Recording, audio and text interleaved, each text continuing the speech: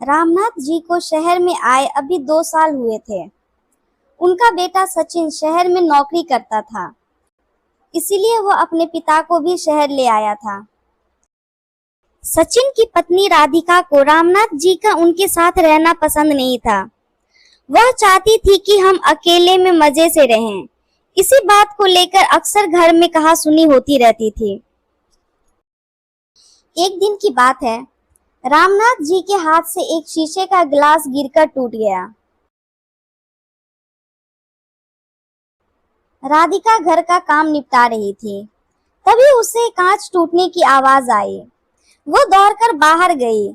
टूटे हुए गिलास को देखकर उसे बहुत गुस्सा आया। वह बोली, बाबूजी, आपको दिखाई नहीं देता कि मैं सारा दिन घर का काम करती रहती हूँ और आप नुकसान करते रहते हैं। अब यह कौन समेटेगा? आपको पता भी है इतनी महंगाई में आपका बेटा कैसे पैसे कमाता है और आप आए दिन कुछ न कुछ तोड़ते रहते हैं। राधिका की बात सुनकर रामनाथ जी बोले, बेटी, मैं साफ कर देता हूँ, आप जाओ। राधिका वहां से चली जाती है। रामनाथ जी कांच के टुकड़े समेटने लगे। तभी एक कांच का टुकड़ा उनके पैरों में चुभ गया। बहुत खून बहने लगा। तभी वहां राधिका आती है। खून को देखकर वो और चिल्लाने लगी। यह क्या किया? सारा फर्श गंदा कर दिया आपने।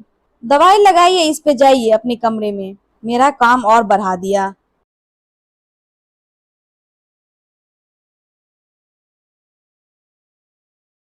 रामनाथ जी लंगड़ाते हुए अपने कमरे में पहुंच गए। सामने टेबल पर उनकी पत्नी की फोटो रखी हुई थी। उसे देखकर उनकी आंखों में आंसू आ गए। जब वो जिंदा थी तो रामनाथ जी को कभी एक गिलास पानी नहीं लेने देती थी। उनका बहुत ख्याल रखती थी। शाम को जब सचिन घर आया तो राधिका ने उसे सारी बात बता दी। सचिन पापा के कमरे में गया और बोला, पापा, मुझे लगता है आपको यहाँ लाना ही नहीं चाहिए था। आप एक जगह चैन से बैठ नहीं सकते क्या? आपको पता भी है राधिका पूरे दिन घर का काम करती रहती है। ऊपर से आप ये कुछ न कुछ काम लगा देते हैं। अब मैं ऑफिस का काम करूं या आपके नखरे संभालूं? रामनाथ जी कुछ नहीं बोले, बस चुपचाप उसकी बातें सुन रहे थे। कुछ देर बड़बड़ाकर सचिन बाहर चला गया। रामनाथ जी कहीं अतीत में खो गए। जब सचिन पैदा हुआ था, उनकी और उनकी पत्नी की खुशी का कोई ठिकाना नहीं था। उन्होंने पूरा घर दुल्हन की तरह सजाया था और पूरे गांव को दावत दी थी। उनकी पत्नी यशोदा ने बहुत लाड प्यार से सचिन को पाला।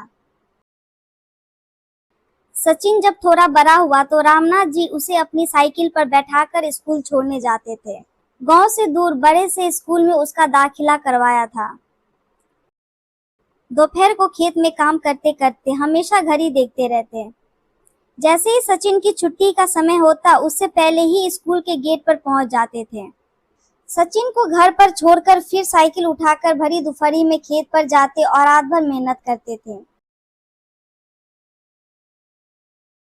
सचिन जब 8वीं क्लास में आया तो एक दिन अपने पिता से बोला, पिताजी, आप मुझे स्कूल छोड़ने मत आया करो। मेरे सारे दोस्त मजाक उड़ाते हैं। आप मुझे एक साइकिल दिलवा दो। यशोदा जी ने बोला, अच्छा, अपने बाप के साथ जाने में शर्म आती है तुझे? कोई साइकिल नहीं मिलेगी, जाना है तो पैदल जा। रामनाथ जी ने सचिन की बात को समझा और उसे साइकिल दिलवा दी। धीरे धीरे वो पढ़ लिख गया और शहर जाकर नौकरी करने लगा। रामनाथ जी से अब काम नहीं होता था। सचिन हर महीने कुछ पैसे भेज देता था। एक दिन सचिन गांव आया और बोला, माँ, मुझे एक लड़की पसंद है।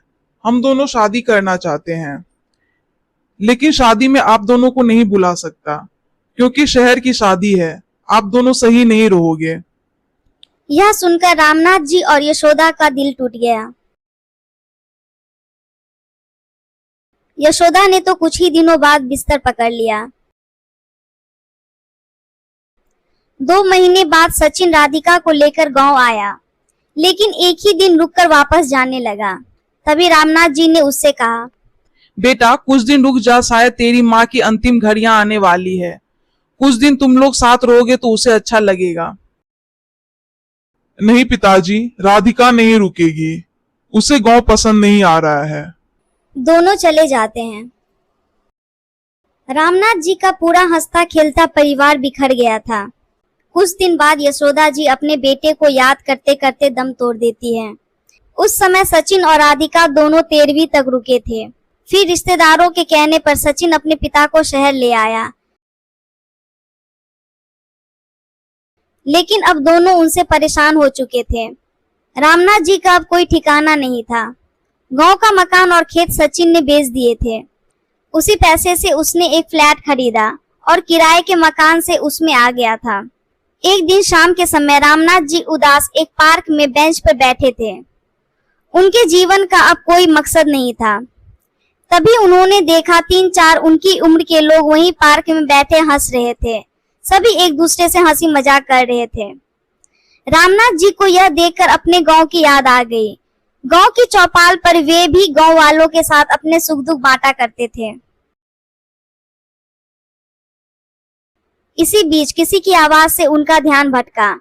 उन्होंने नजर उठाकर देखा तो एक सज्जन व्यक्ति उनके सामने खड़े थे। वे रामनाथ जी से बात करने लगे। उन्होंने अपना नाम राजेंद्र बताया। उन्होंने कहा, आप भी बहू बेटे से परेशान हो क्या? रामनाथ जी ने कहा, अरे नहीं नहीं, ऐसी कोई बात नहीं है। मेरा बेटा और मेरी बहू तो बहुत अच्छी है, मेरा बहुत ख्याल रखती है। यह सुनकर राजेंद्र जी हंसने लगे और बोले, अरे भाई, हमसे कुछ छुपा नहीं है। हम सब भी अपने घर वालों से बहुत परेशान थे, लेकिन आज देखो हम कितने मजे में हैं। यही पास में एक आश्रम है, हम वहीं रहते हैं। जो मन में आया वो करते हैं, जहां जाना हो वहां जाते हैं। वहां बड़े प्यार से नौजवान हमारी सेवा करते हैं। समय पे खाना मिलता है, साथ ही हंसी खुशी का माहौल भी रहता है। छोड़ो इस उम्र में अपनी बेइज्जती करवाना, आ जाओ हमारे साथ। यह सुनकर रामनाथ जी की आंखों से आंसू बहने लगे। फिर राजेंद्र जी रामनाथ जी को लेकर आश्रम दिखाने ले गए। वहां सब खुशी खुशी रह रहे थे। वहां उन्हें कुछ लड़के लड़कियां मिली जो वहां सेवा करते थे। उन्होंने बहुत प्यार से रामनाथ जी की सारी बातें सुनी और कहा, दादाजी, आप हमारे आश्रम में आ जाइए। हम आपकी इतनी सेवा करेंगे कि आप अपना सारा दर्द भूल जाएंगे। रामनाथ जी के लिए यह सब बिल्कुल अलग था। गांव में तो ऐसा कुछ नहीं था। अगले ही दिन वो अपना सामान लेके घर से चल दिए। उन्होंने सचिन और राधिका को कुछ नहीं बताया और आश्रम पहुंच गए। वहां जाते ही उनका स्वागत हुआ। अब वे वहीं रहते हैं। वहां उन्हें बहुत आदर सम्मान के साथ नाश्ता, खाना और पैसे भी मिलते थे। हंसी मजाक में कब उनका समय बीत जाता पता ही नहीं चलता। इस तरह रामनाथ जी को एक नया परिवार मिल गया।